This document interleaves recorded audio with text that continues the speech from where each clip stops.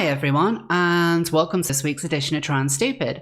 We're going to take a look at the wonderful world of LGBTQIA+ news because, well, stupidity is intersectional. Now, a lot of you know the format of this show. What I do is I look over the news of the last week, I discuss what my thoughts are on it, and this week has had quite a number of different stories to cover. This includes a quite strange story from Dublin where a trans sex offender has been put in prison with women in case they get attacked by men.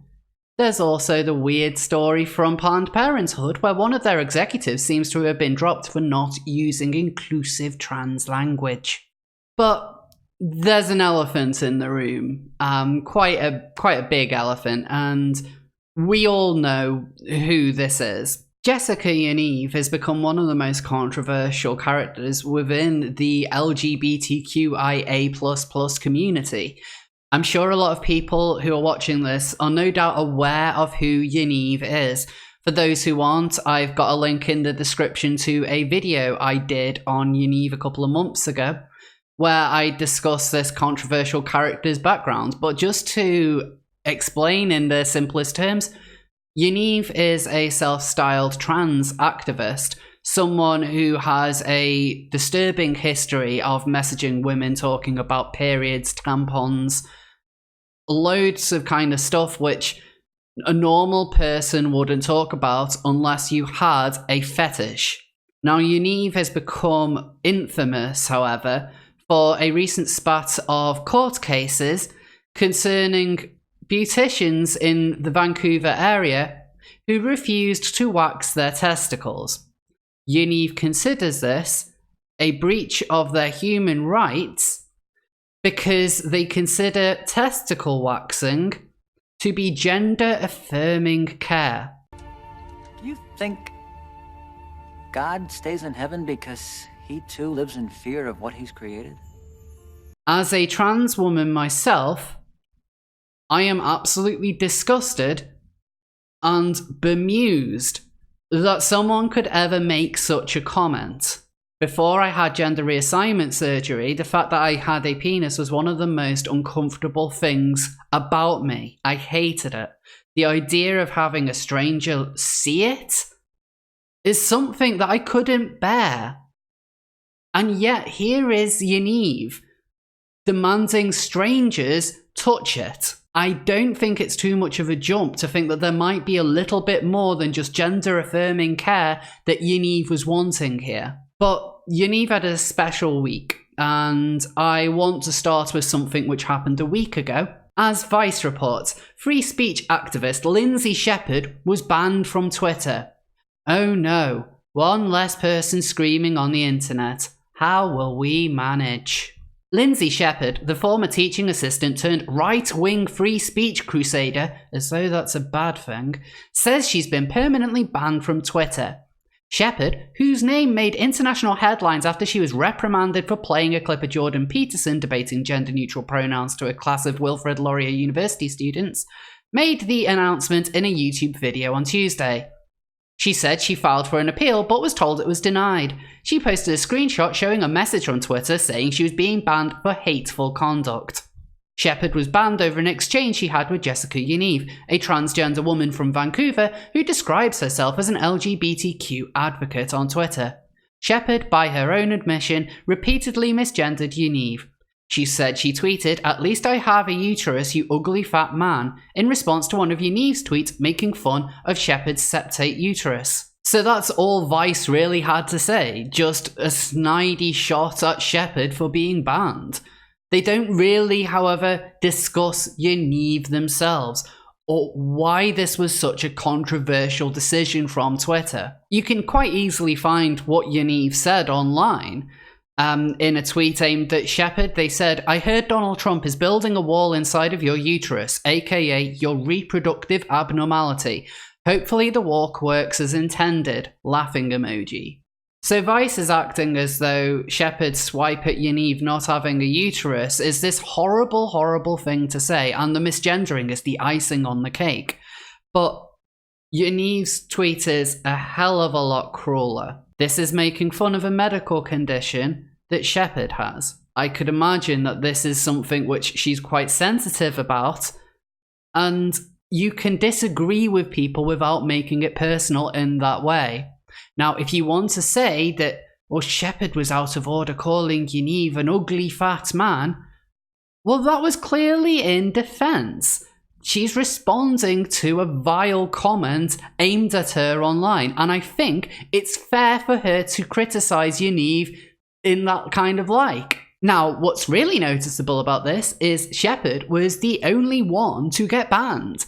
Yaniv's account is perfectly fine, and then they naturally went online to gloat about getting Shepherd banned in the same way Yaniv did when they got Meghan Murphy banned in November last year. And it's very strange Vice doesn't really discuss why Yaniv is such a controversial character, but then this came before a reporting ban on Yaniv's waxing cases in Canada was lifted. So over the past almost year at this point, any kind of reporting on this, in Canada at least, would need to refer to Yaniv as JY only to protect their identity. This wouldn't necessarily stop publications outside of Canada from talking about it, and indeed some people did. But Yaniv is someone who is very trigger happy when it comes to getting websites, Twitter accounts, YouTube accounts, Facebook accounts shut down. In fact, there was a feminist blog who was discussing Yaniv that ended up getting taken down thanks to the Titanic troon. But now, thanks to the reporting restrictions being lifted, the tide might be turning. According to the member presiding over Yaniv's many cases, the reporting restriction was lifted because Yaniv themselves has been caught talking about this case online. In fact, they referenced several tweets in this decision pointing out where Yaniv feels as though this is one rule for them and another rule for everyone else. Now, once this was lifted, as you could probably imagine, Twitter went wild. It finally felt that we can now talk about Yaniv without jeopardizing or breaking any kind of legally enforceable rules. And there were a lot of websites that actually went on to discuss Yaniv. But let's take a look at some of them. I mean, we've got the likes of Breitbart, we've got GOP USA, Daily Wire, Post Millennial, and Spiked. Now, a lot of these are right-leaning sites or conservative sites. However, the left-wing sites seem to have left this largely alone, with the exception of Vice's swipe at Lindsay Shepherd. They've not touched on this, despite the huge implications that this testicle waxing case could have on women, trans women, a lot of people. And where was the gay press in all of this? You would think that such an important story would be front and centre for them.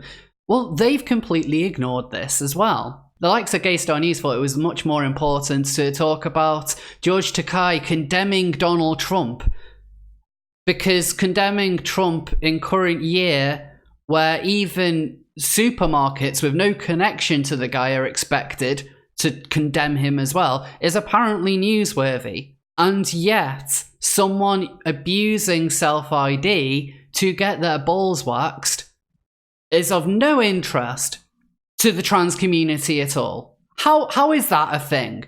How? I think this is quite a big deal, because this is something which makes all of us look bad.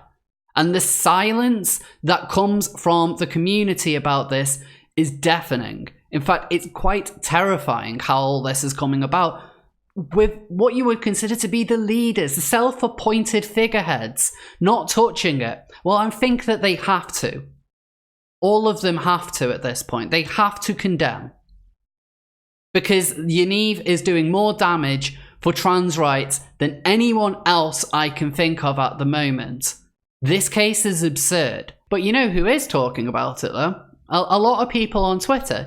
In fact, you will see quite a few trans people on there openly distancing themselves from Yaniv. In fact, some who would rush to the defense of almost any trans person just to get it over the cis, actually saying, nah, this is a bit too far. I think that sunlight is the best disinfectant, and the more people speaking out, particularly trans people, is really going to help make sure that this narrative doesn't get any more unhealthy than it actually has. However, one of the people who has been speaking out against Yaniv is Ricky Gervais. And wouldn't you know it, unfortunately, there are some Yaniv defenders out there, and they've not been too happy. Ricky Gervais called transphobe for defending women refusing to wax trans woman's penis. British comedian Ricky Gervais has been called transphobic over defending women refusing to wax trans women in Canada because they are uncomfortable dealing with their clients' very male genitalia. Gervais defended the spa workers, saying it's real feminism for women to choose who to wax or not, but internet users aren't having it. Twitter warriors clamoured against Gervais's post, saying it's language like that that has threatened trans people, and that it contributes to the larger #war on women. LGBTQ activist Amy Martin posted the declaration, "Ricky Gervais is a transphobe who barely disguises his bigotry as feminism. Real feminism includes all women, including trans women and troons." Gervais took time out to reply to Griffin, claiming surely real feminism also covers a woman's right not to have to wax someone's knob and bollocks if they don't want to. But yeah, it's actually quite strange to see Ricky Gervais now wading into this. He does make it quite clear in his tweets that he's not condemning trans people, just this one particular trans person. But for some, that's simply not enough, and an attack on one is an attack on all. And I do need to point out that it is not transphobic to criticise Jessica Yaniv at all. In fact, all of us should be doing it. Amidst all the lunacy, it is important to remember that there are some real victims here. Not you, Yaniv, who are actually suffering as a result of these various court cases. For example, a woman was forced to close business after refusing to wax male genitals of a transgender person. A Brazilian immigrant living in Canada was forced to close up a small business after refusing to wax the male genitals of transgender LGBT activist Jessica Yaniv, formerly known as Jonathan Yaniv. According to the Post-Millennial, Marcia de Silva claims that she refused to service the complainant due to safety concerns raised by her husband and alleged harassment on Yaniv's part, and not because of the claimant's identity. During tribunal proceedings on Wednesday, de Silva said the complaint from Yaniv forced her to close shop. Some of my clients have been very significantly affected on a personal level. Another client also closed a business. She has been depressed, anxious, sleepless, and has gone on for a period of many, many months, said Jay Cameron, a lawyer from the Justice Centre for Constitutional Freedoms, representing de Silva. It's a very serious thing to launch a human rights complaint against a person. My clients are people. They have a right to make a living, and this has interfered with their livelihood. But you also have the stigma of being associated with this hanging over you. Now, some of the testimonials in the tribunal can actually be quite hard to read when it comes to who I see as the real victims, the women whose businesses Yaniv is targeting. One of them in particular talks about quite a hard life that she has lived. And that this seems to have been like, a business opportunity that she really wanted to pursue just to get a little bit of extra money on the table. And her first client was this.